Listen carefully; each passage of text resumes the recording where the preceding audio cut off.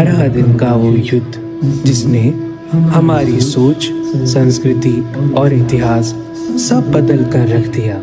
सत्य असत्य, कौन अधर्मी तो कौन धर्म का रक्षक, किसी को ज्ञात नहीं। एक रक्त रंजित सिंहासन को छोड़कर सभी दिग्गज परलोक सिधार गए मुक्ति की खोज में। किंतु मोक्ष से पहले भी एक अंतिम परीक्षा बाकी है। कुरुक्षेत्र रह गया पीछे, अब धर्म क्षेत्र की बारी है, धर्म क्षेत्र की बारी है।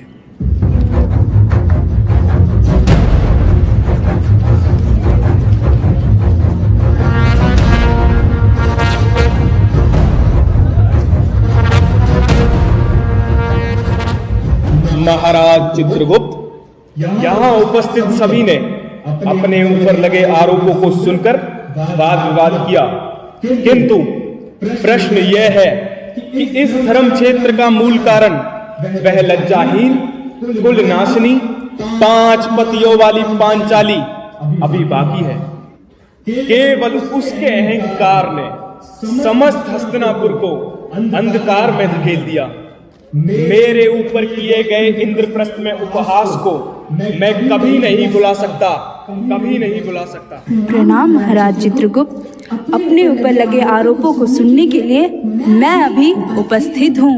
रानी द्रौपदी, राजकुमार दुर्योधन के आप पर आरोप है कि आपने स्वयंवर में प्रथम बार कर्ण को देखकर फिर अर्जुन को क्यों चुना और द्युतक्रीड़ा में हुए अपने अपमान को आपने विषम युद्ध का कारण बनाया।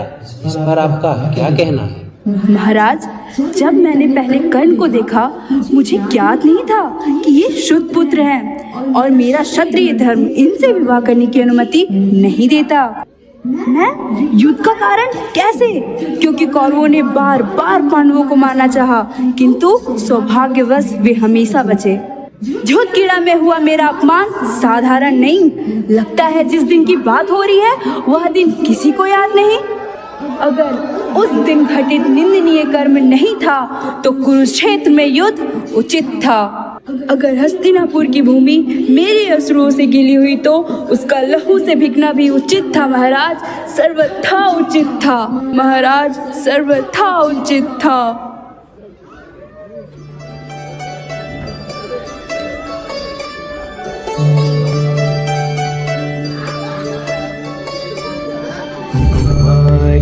चापि पांचाली वेदी मध्य समस्थिता, सुभगा दर्शिनी यांगी वेदी मध्य मनोरमा।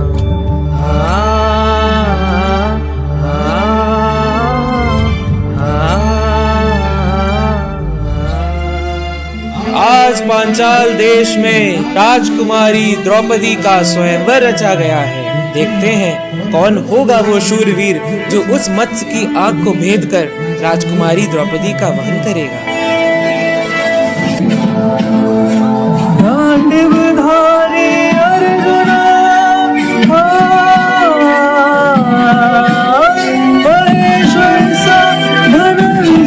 इसी के साथ अपने पराक्रम से अर्जुन ने द्रौपदी को स्वयंवर में जीता, उनसे विवाह किया और विवाह के उपरांत अपने माता के समक्ष ले आए। देखिए आज आपका पुत्र आपके लिए क्या लेकर आया। पुत्र अर्जुन, जो कुछ भी लाए हो हमेशा की भांति 5 भाइयों में बांट लो। और कुंती की एक भूल से द्रौपदी का विवाह उन 5 पांडवों से हुआ। सम्राट धृतराष्ट्र की ओर से दिया हुआ खांडव प्रस्थ पांडुपुत्रों ने इंद्रप्रस्थ बनाकर स्थापित किया। महाराज युधिष्ठिर का राज्याभिषेक किया जाएगा।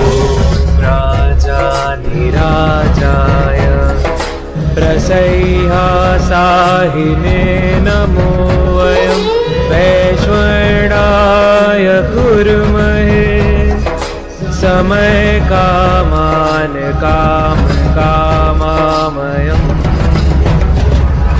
कामेश्वरो वैश्वरो दधातु कुबेराय वैश्वनाय महाराजाय विद्महे महाराजाय विद्महे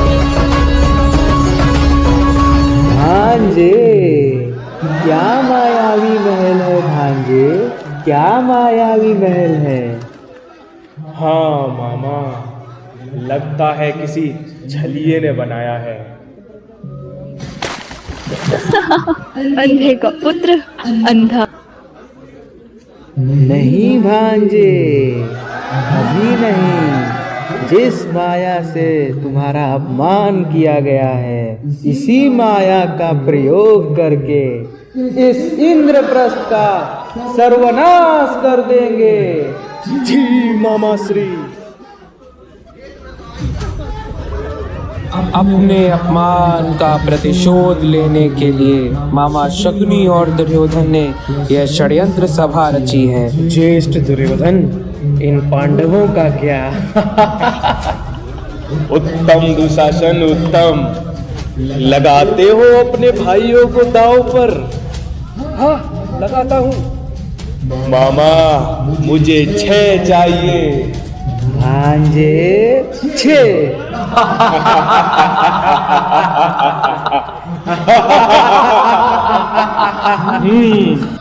अब क्या लगाते हो भ्राता युधिष्ठिर?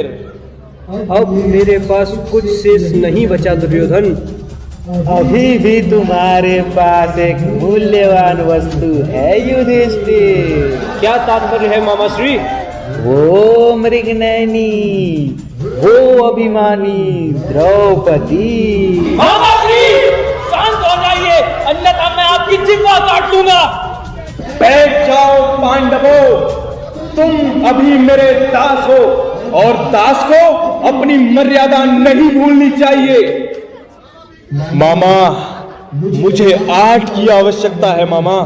जी भांजे दुर्योधन, अब देखो मेरे पासों की माया।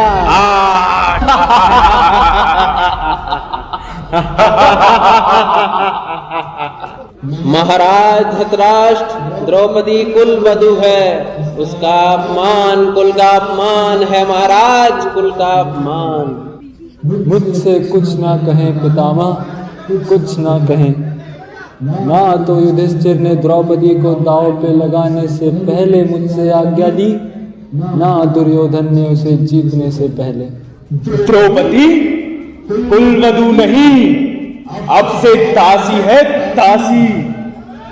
मेरी निष्ठा हस्तिनापुर के प्रति है महाराज, दुर्योधन के हठों के प्रति नहीं महाराज, दुर्योधन के हठों के प्रति नहीं। और उस सिंहासन पर मेरे पिताश्री विराजमान है पितामह। बैठ जाइए पितामह, बैठ जाइए।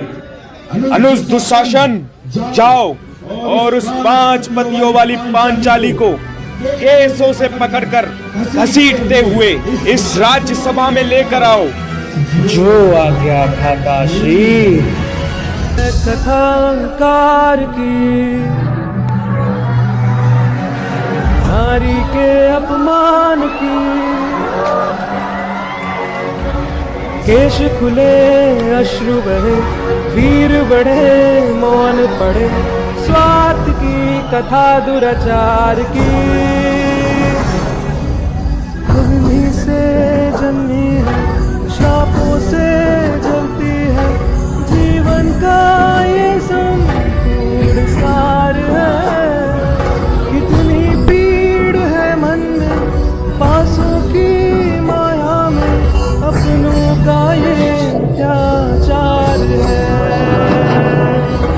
ना कोई आशा है, जीवन में निराशा है, पांचाली कितनी लाचार है।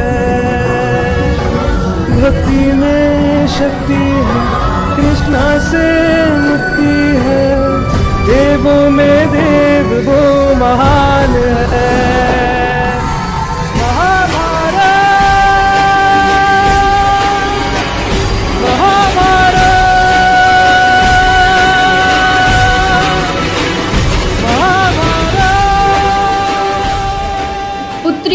पुत्री द्रौपदी। मुझे स्पर्श न करे माताश्री, मैं आपकी कुलवधू नहीं, मैं किसी की पत्नी नहीं, मैं मलिन हूँ। पितामह, मैं आपके कुरुवंश की कुरुवधू नहीं। आर्य, मैं इंद्रप्रस्थ के कोष का आभूषण नहीं। कोई तलवार नहीं जो कीड़ा में हारा जाए। मेरा स्वयंवर हुआ था, जब आप स्वयं को हारे उसी क्षण आपका अधिकार मुझ पर से हट गया था। द्रौपदी को निर्वस्त्र करना चाहते थे ना दुर्योधन? अब देखो देखो अपनी इस सभा को, मुख में विष लेकर चलने वाला सर्प की त्वचा भी उसका त्याग कर देती है। किंतु महाराज धृतराष्ट्र, जिसने यह अधर्म मौन रहकर देखा है, वह सभी सदैव सुख के लिए तड़पेंगे महाराज, सुख के लिए तड़पेंगे। मैं यज्ञसेनी द्रौपदी या प्रतिज्ञा लेती हूँ, जब तक मैं अपने केशों को दुशासन के लहू से सिंचित नहीं कर लेती, तब तक मैं अपने केशों को नहीं बांधूंगी। मैं पांडुपुत्र भीम ये प्रतिज्ञा लेता हूँ, जब तक इस दुशासन की छाती चीरकर इसका लहू नहीं पी लेता, तब तक अपने पूर्वजों को अपना मुख नहीं दिखाऊंगा। यदि महाभारत का युद्ध द्रौपदी के कारण हुआ होता तो वस्त्रहरण के दिन होता। पांडवों का 12 वर्ष का वनवास और 1 वर्ष का अज्ञातवास पर्याप्त समय था दुर्योधन को अपने दुष्कर्मों का पश्चाताप करने के लिए, किंतु कोई परिवर्तन नहीं हुआ। इसलिए धर्म को स्थापित करने के लिए यह युद्ध अनिवार्य था। यदा यदा हि धर्मस्य ग्लानिर्भवति भारत अभ्युत्थानमधर्मस्य तदात्मानं सजाम्यहम्। इतिहास साक्षी है, जब जब नारी का अपमान हुआ तब तब उस राज्य का पतन हुआ। चाहे सतयुग में रानी तारा, त्रेता में देवी सीता या द्वापर में द्रौपदी। यत्र नार्यस्तु पूज्यन्ते रमन्ते तत्र देवता। आज ये श्रुति कुछ धूमिल होती दिखाई दे रही है। आज भी कई स्त्रियां अपने अस्तित्व की सुरक्षा नहीं कर पा रही। आज भी महाभारत के सभी पात्र समय में विद्यमान हैं। जो नहीं है वो हूं मैं, कृष्णा। कल तक केवल अंधा राजा, अब गूंगा बहरा भी है।